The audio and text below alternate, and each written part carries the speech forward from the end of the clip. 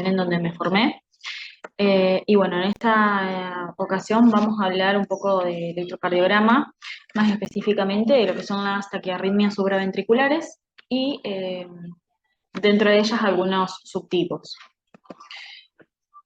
Empezando por las extrasístoles auriculares y ventriculares, bueno, sabemos que son contracciones prematuras del corazón que van a estar originadas por un impulso eléctrico extra que no va a proceder del nódulo sinusal, que es el marcapaso del corazón, sino que una zona diferente que, dependiendo de dónde nazca, digamos, de si es auricular o ventricular, se van a clasificar en auriculares o supraventriculares y ventriculares propiamente dicha, ¿no? Si vienen del ventrículo. Las extrasístoles supraventriculares son latidos, como dijimos, prematuros que se originan en las aurículas o en la unión auriculoventricular. Siempre nace de las aurículas y se provoca un latido anticipado que se transmite al ventrículo de forma normal, ¿no? Y en el trazado se puede ver o no una onda P, pero lo característico es que el QRS es el mismo que el basal. Acá, ahora voy a poner el puntero, en este electro acá podemos ver la extrasístole supraventricular. Con respecto a las ventriculares, se caracterizan por la aparición prematura de un complejo QRS ancho con morfología aberrante, que se va a acompañar siempre de cambios en el segmento ST y en la onda T. Y lo que sí va a presentar una pausa compensadora posterior al latido extrasistólico, ¿no? Como se ve acá. Esta es la extrasístole y esta es la pausa compensadora. Si el ritmo basal es el sinusal, hay una pausa compensadora completa, que son la suma de los intervalos RR previo y posterior al extrasístole, que es igual a la suma de los dos RR del ritmo sinusal, ¿no? Si tiene morfología de rama derecha, proviene del ventrículo izquierdo, y si tiene morfología de rama izquierda, proviene del ventrículo derecho. ¡Mamá! Por su parte, las arritmias supraventriculares son un grupo de trastornos del ritmo cardíaco en la que es necesaria una estructura situada por encima de las de His para el mantenimiento de la misma, ¿no? En el electro lo que vamos a ver son frecuencias cardíacas elevadas, regulares generalmente, y en la mayoría de los casos con QRS estrecho, a menos que tengan un bloqueo de rama de base ya conocido del paciente. Bueno, como dice abajo, existen algunas que tienen QRS ancho cuando existe el bloqueo previo o cuando se conduce con aberrancia. Generalmente tienen un pronóstico benigno, aunque suelen ser muy sintomáticas y con recidivas frecuentes. Las clasificaciones son, bueno, dentro de las taquiarritmias podemos tener las supraventriculares, que es de las que estamos hablando en esta clase, o las ventriculares.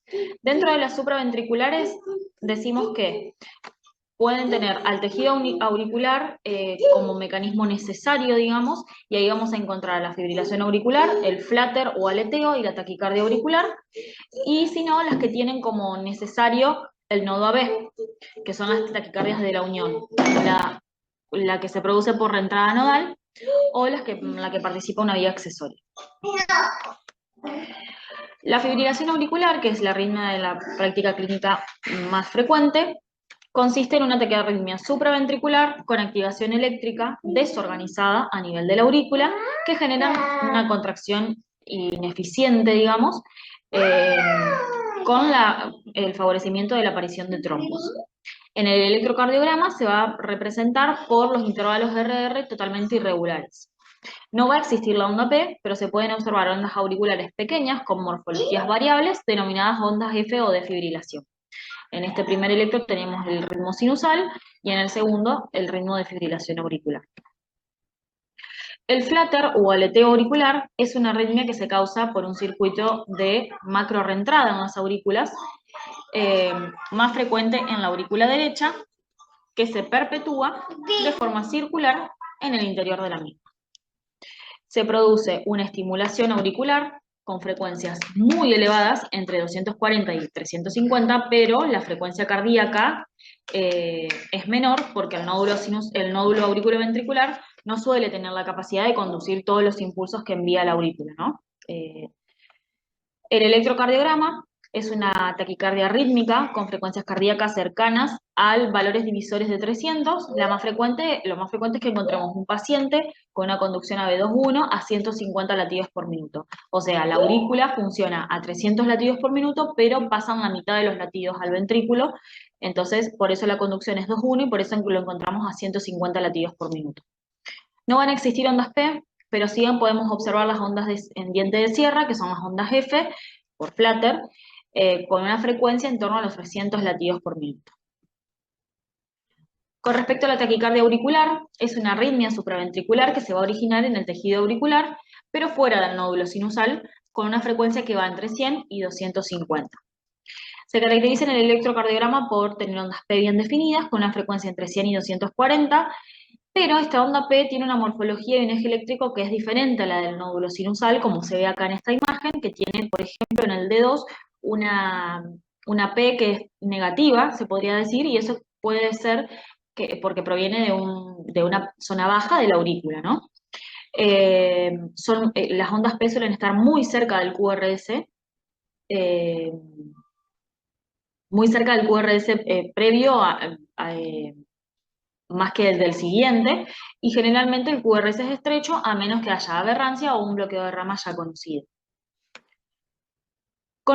Eso con respecto a las arritmias que necesitan del nódulo sinusal. Después tenemos las que necesitan del nodo AB. Tenemos la que es por entrada nodal, que es la más frecuente en los corazones sanos, que pueden representar un 60% de las mismas, y se suele observar en mujeres en la cuarta década de la vida, y está originada por la presencia de una doble vía de conducción a nivel del nódulo AB, o una rápida y una lenta. Y ante un estímulo lo que sucede es que se perpetúa la taquicardia y por eso comienza la TPS. Eh, con respecto a la entrada nodal, al ser una taquicardia en la que participa el nodo AB, es habitual que la interrupción con maniobras vagales o con la administración de adenosina suceda, digamos. Mientras que la taquicardia por vía accesoria se produce por un mecanismo de macro reentrada, donde participan las aurículas, el sistema de conducción, los ventrículos y la vía accesoria.